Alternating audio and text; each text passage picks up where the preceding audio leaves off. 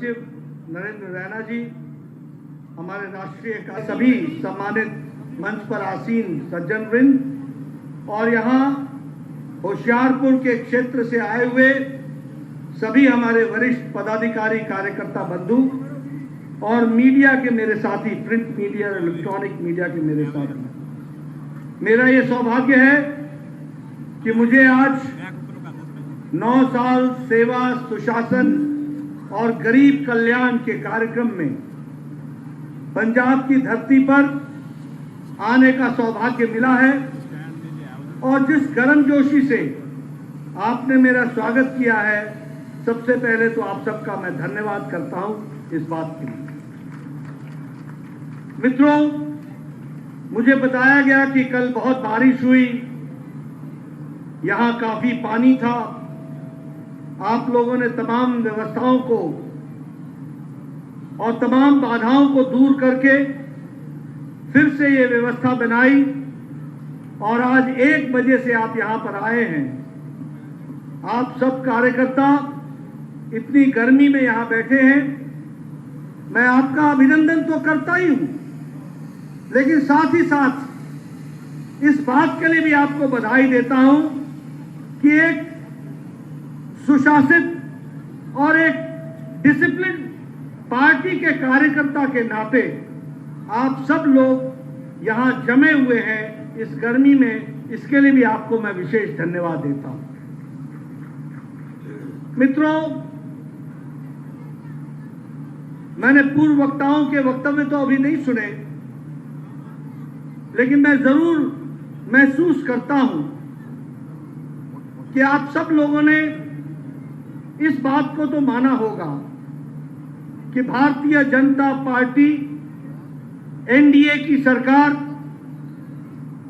आदरणीय प्रधानमंत्री मोदी जी के नेतृत्व में चलने वाली सरकार ने जो जमीनी स्तर पर पिछले 9 सालों में काम किया है, वह काम 70 साल में अन्य सरकारें नहीं कर पाई जिसको प्रधानमंत्री मोदी जी ने 9 साल के अंदर किया है। अभी सोम प्रकाश जी यही होशियारपुर की बातें गिना रहे थे। वो बता रहे थे कि यहां होशियारपुर में मेडिकल कॉलेज बनने वाला है। वो बता रहे थे कि फगवाड़ा के लिए सड़कों का काम चल रहा है। वो बता रहे थे कि तलवाड़ा की रेलवे लाइन का काम और तेजी से चल रहा है।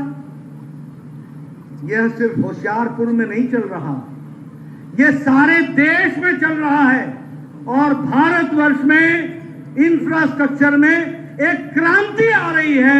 इस बात को भी हमको ध्यान में रखना चाहिए। और जब मैं ये कहता हूं तो मैं आपके सामने यह भी बताना चाहता हूं, आप 2014 से पहले का भारत देख लीजिए और 2014 के बाद का भारत देखिए। 2014 से पहले पॉलिसी पैरालिसिस वाला भारत था। नीतिगत निर्णय नहीं लेना, यही नीति थी। काम को लटकाना, अटकाना, भटकाना, यह एक तरीके की संस्कृति थी। काम को लटकाते हुए बहाने लगाना, यह राजनेताओं का चाल चरित्र हो गया। देश का भ्रष्टाचार में उन देशों में नाम शामिल था जो one of the most corrupt states के रूप में जाने जाते थे, भ्रष्टाचार के नाम पर जाने जाते थे। भारत का नाम उसमें भी अंकित था।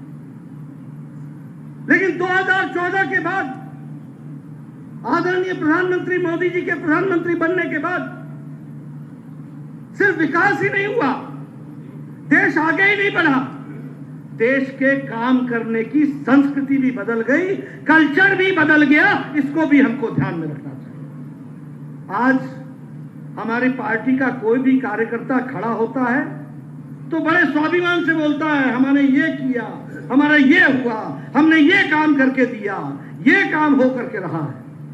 ये वंशवाद से निकलकर विकासवाद की कहानी आदरणीय मोदी जी ने राजनीतिक संस्कृति के बदलने का परिणाम है। ये वंशवाद से निकलकर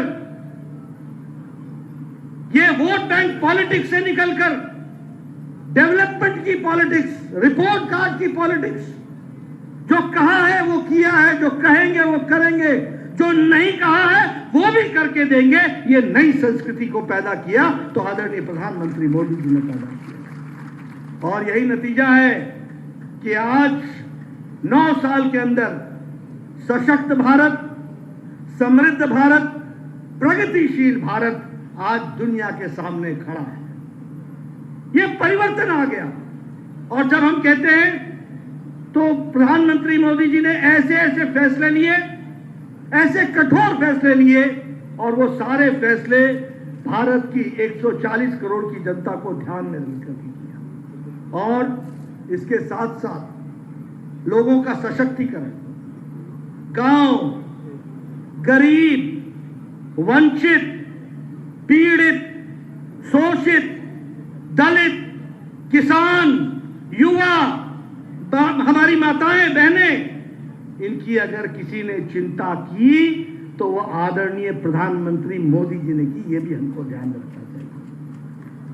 अगर हम गांव की बात करें, प्रधानमंत्री ग्रामीण सड़क योजना में 3 लाख से ज्यादा किलोमीटर की सड़क बन गई। अगर हम गांव की बात करें, 5 लाख से ज्यादा कॉमन सर्विस सेंटर गांवों में खुल गए। अगर हम गांव की बात करें तो ऑप्टिकल फाइबर लाखों के हिसाब से गांव में पहुंच गया, लाखों किलोमीटर के हिसाब से। एक सशक्त भारत। कभी हमारा युवा सोच सकता था कि गांव में बैठ करके कॉमन सर्विस सेंटर से भारत की और प्रदेश की सारी सुविधाओं का उपयोग कर सकेगा? कभी हमारे युवा ने सोचा था कि गांव में बैठ करके वो इंटरनेट से अपना काम चला पाएगा? कभी उसने सोचा था कि गांव में भी वाईफाई का उपयोग कर सकेगा? आज गांव प्रगतिशील गांव बनने की तरफ अग्रसर है। अगर हम गरीब की बात करें तो प्रधानमंत्री गरीब कल्याण अन्न योजना, 80 करोड़ की जनता, और आपके यहां भी लाखों में 5 किलो गेहूं और 5 किलो चावल, 1 किलो दाल देने का काम किया है। कोरोना के दौरान कोई भूखा न सो जाए, आदरणीय प्रधानमंत्री जी ने इसकी चिंता की। और इसी चिंता के साथ साथ उन्होंने कोशिश की कि कोई भी गरीब के भोजन की कमी न रहे, इसकी उन्होंने चिंता की। और जब इसकी उन्होंने चिंता की तो प्रधानमंत्री गरीब कल्याण अन्न योजना चलाई। प्रधानमंत्री गरीब कल्याण अन्न योजना का फर्क क्या पड़ा? फर्क यह पड़ा कि जो गरीबी भारत में 22% थी, 9 साल में घट करके 10% से कम हो गई। जो गरीबी, अति गरीबी भारत में आज 1% से भी कम हो गई। गांव की चिंता की, गरीब की चिंता की, इस बात को भी ध्यान में रखना चाहिए। हमारे बहुत से लोग यहां बैठे हैं, सभी एमएलए रहे हैं, सभी एमपी रहे हैं, बड़े बड़े पदों पर रहे हैं। आज से 7-8 साल पहले हम सभी एमएलए चिट्ठी लिखा करते थे अपने मुख्यमंत्री को, चिट्ठी लिखा करते थे प्रधानमंत्री को कि ये फलाना व्यक्ति है, इसकी हार्ट की सर्जरी होनी है, इसको ऑपरेशन होना है, इसकी किडनी का ऑपरेशन होना है, इसको 5 लाख चाहिए, इसको 2 लाख चाहिए, इसको 1.5 लाख चाहिए। 20-20 एप्लीकेशनें भेजते थे, 4-5 मंजूर होकर के आती थी। लेकिन गरीब की चिंता प्रधानमंत्री मोदी जी ने की। आयुष्मान भारत, इस आयुष्मान भारत में 11 करोड़ 10 करोड़ 74 लाख परिवार, 50 करोड़ लोगों को 5 लाख रुपए हर साल, 5 लाख रुपए का गंभीर बीमारियों से लड़ने के लिए वो आयुष्मान भारत में व्यवस्था की है। और ये गरीब कौन है? जाति से नहीं, प्रोफेशन से। रेडी वाला, फेड़ी वाला, रिक्शा वाला, ठेला वाला, सब्जी वाला, गांव का बस का ड्राइवर, बस का क्लीनर, लिफ्टमैन, रैक पिकर जो कूड़ेदान से प्लास्टिक इकट्ठा करता है, ऐसे गरीब लोगों को 5 लाख रुपए का सालाना हेल्थ कवर दिया। तो आदरणीय मोदी जी ने किया, ये हमको ध्यान में रखना है। जब हम वंचित की बात करते हैं, दलित की बात करते हैं, तो pre matric scholarship, post matric scholarship और हायर एजुकेशन के लिए स्कॉलरशिप, ये देने का काम किया तो आदरणीय प्रधानमंत्री मोदी जी ने किया। जब हम वंचित की बात करते हैं, आज दिन तक ओबीसी कमीशन, अति पिछड़ा और पिछड़ा वर्ग का जो कमीशन था, उसको संवैधानिक दर्जा नहीं दिया गया था। उसको संवैधानिक दर्जा देने का काम आदरणीय प्रधानमंत्री मोदी जी ने किया। यह भी हमको ध्यान में रखना चाहिए। जब हम गरीब की बात करते हैं, मैं एमएलए बना था 1993 में, 1993।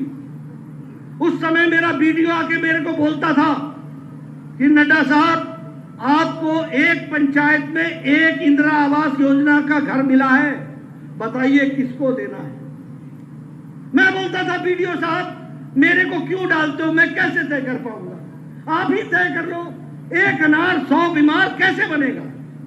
आज मोदी जी के नेतृत्व में 4 करोड़ आवास योजना, प्रधानमंत्री आवास योजना में 4 करोड़, और घर में 2 कमरे, 1 टॉयलेट, 1 रसोई, गैस का चूल्हा, कोर्टयार्ड, और उसका मालिक नहीं, मालकिन है, महिला मालकिन है। इस तरीके की प्रधानमंत्री आवास योजना की बात की गई। इसलिए गरीब महिला, इनकी चिंता की गई। ये उज्ज्वला योजना,